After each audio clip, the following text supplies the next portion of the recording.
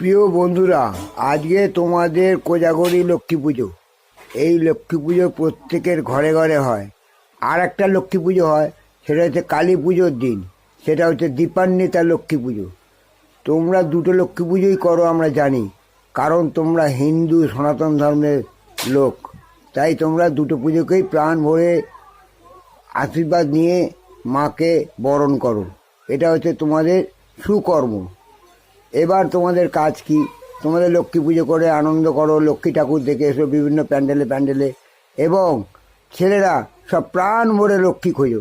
কচি কচি লক্ষ্মী রাস্তায় বেরিয়েছে, তাদের খোঁজো, তাদেরকে বরণ করে নাও। এই তোমাদের হচ্ছে আসল কাজ। তারপর দেখবে সেই লক্ষ্মীরাই তোমার ঘরে গৃহলক্ষ্মী হয়ে আসবে। কি মজা বলো তো, একটা করতে গিয়ে আরেকটা পেয়ে যাবে। এটা হচ্ছে মেড ফর ইচ আদার। এটাই হচ্ছে সাংসারিক নিয়ম। তোমরা সেই নিয়ম মেনে চলবে, বুঝলে?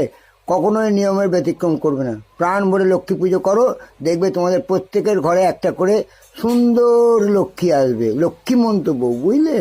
আসি বন্ধু, আবার দেখা হবে।